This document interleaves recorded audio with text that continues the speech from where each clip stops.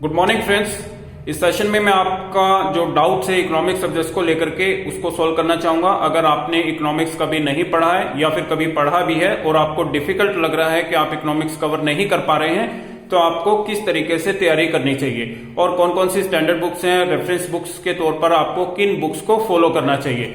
तो गाइज उस पर चर्चा करने से पहले मैं आपको अपने एक्सपीरियंस के बारे में बता देता हूं। मुझे 5 से 6 इयर्स का एक्सपीरियंस है पढ़ाने का इकोनॉमिक सब्जेक्ट्स, और मेरा ये ऑप्शनल सब्जेक्ट्स भी रहा है सिविल सर्विसेज में लास्ट 3 to 4 ईयर्स से। और उसके बाद मैंने मास्टर डिग्री भी मैं कर रहा हूं इकोनॉमिक्स के अंदर, and this is my second year in MEC from Delhi. So I think मेरे पास जो वैल्यूएबल एक्सपीरियंस है उसको मैं शेयर कर सकता हूं आप लोगों के साथ कि किस तरीके से आप इकोनॉमिक सब्जेक्ट्स को इजी तरीके से आप पढ़ सकते हैं। तो जैसा कि मैंने स्टार्ट किया था, मैंने सबसे पहले परचेज किया था माइक्रो और मैक्रो का एनसीईआरटी बुक्स। आप पहले एनसीईआरटी बुक्स परचेज कर लें। अगर आप किसी भी एग्जाम्स की तैयारी कर रहे हैं, लेट्स से अगर आप ए ग्रेड एग्जाम्स की तैयारी कर रहे हैं, सिविल सर्विसेज एग्जामिनेशंस वगैरह, तो आपके लिए मस्ट है कि आपको एनसीईआरटीज के कॉन्सेप्ट्स अंडरस्टैंड करने होंगे फर्स्ट हैंड पर।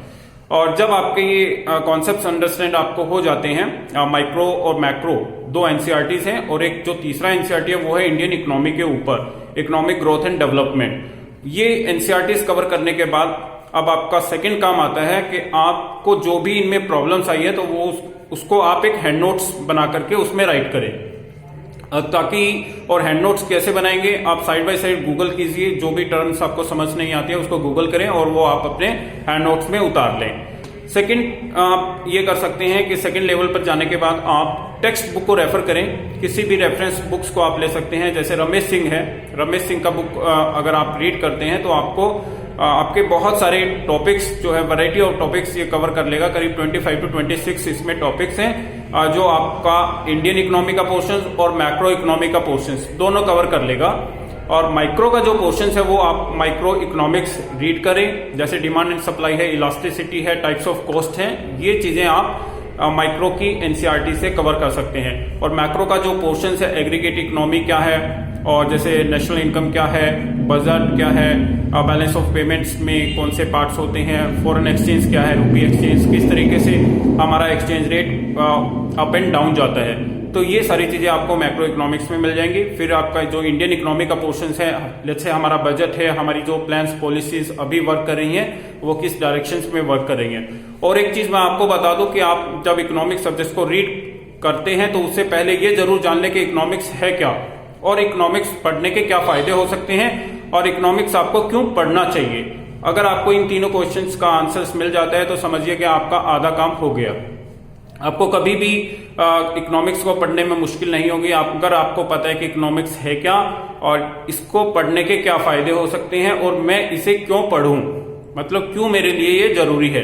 तो तीनों क्वेश्चंस का आंसर मिलने के बाद आपका आधा काम हो जाएगा, और रेस्ट वर्क जो है आप एनसीईआरटीज पढ़ें। एनसीईआरटीज के बाद आप कुछ टेक्स्ट बुक्स को फॉलो कर सकते हैं, या फिर एक श्री राम आईएएस का नोट्स है मार्केट के अंदर हिंदी और इंग्लिश मीडियम में, you can hopefully you can purchase it from old Rajendra Nagar, और मुखर्जी नगर से भी आपको वो मिल जाएगा। एंड थर्ड जो मोस्ट इंपॉर्टेंट टास्क है कि आपको कुछ मॉडल टेस्ट पेपर सोल्व करने होंगे। अगर आप मॉडल टेस्ट पेपर को सोल्व नहीं करते हैं तो कभी भी आपको ये पता नहीं रहेगा कि कॉन्सेप्ट्स आपका जो कॉन्सेप्ट आपने अंडरस्टैंड किया है वो कॉन्सेप्ट सही भी है या नहीं है। तो once you start solving some test papers या previous year papers, then definitely you will come across such situations जहां पे आपको लगेगा कि आपने जो कॉन्सेप्ट अंडरस्टैंड किया था वो सही भी है या नहीं है। अगर आपको वहां पर आपका क्वेश्चन ही ठीक नहीं हो रहा है तो जो आपने कॉन्सेप्ट अंडरस्टैंड किया दैट मीन्स के कॉन्सेप्ट्स पर आपकी क्लैरिटी नहीं है, आपकी अभी कमांड नहीं हुई है, तो वो चीज आपको हेल्प करेगी। करीब 15 to 20 test papers you can solve. अगर आप किसी भी एग्जाम्स की तैयारी करें, लेट्स से नेट की अगर आप तैयारी करें तो नेट के आप प्रीवियस ईयर क्वेश्चन पेपर या फिर मॉडल टेस्ट पेपर सॉल्व करें, या फिर सिविल सर्विसेज एग्जामिनेशन से रिलेटेड आप प्रीवियस ईयर क्वेश्चंस जो हैं उनको सॉल्व कर सकते हैं।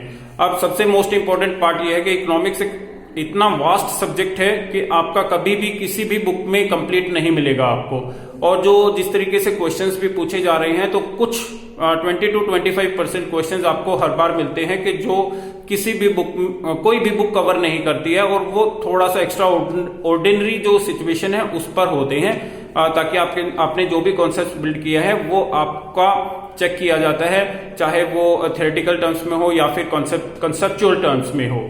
तो इस तरीके से आपको तैयारी करनी होगी। और गाइस एक और चीज मैं आपको साथ में शेयर कर देता हूं कि ये मेरा फर्स्ट लेक्चर है इकोनॉमिक्स के ऊपर, और आपको अगर कोई भी डाउट आता है तो you can directly share with me 9873456635। This is my number. You can आप अपनी प्रॉब्लम को इस नंबर पर डायरेक्टली शेयर कर सकते हैं। Other than that you can also follow this channel because I will be uploading 20 to 25 जो lectures हैं इकोनॉमिक्स का जो मोस्ट इंपॉर्टेंट पार्ट है which is related to all the examinations.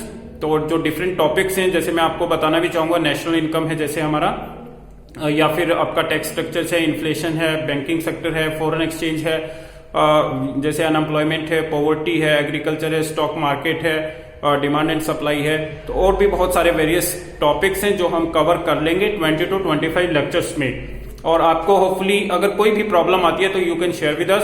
First thing you do कि you have to Google it. अगर आपको Google से करने के बाद भी वो चीजें समझ में नहीं आ रही है तो देन शेयर विद मी।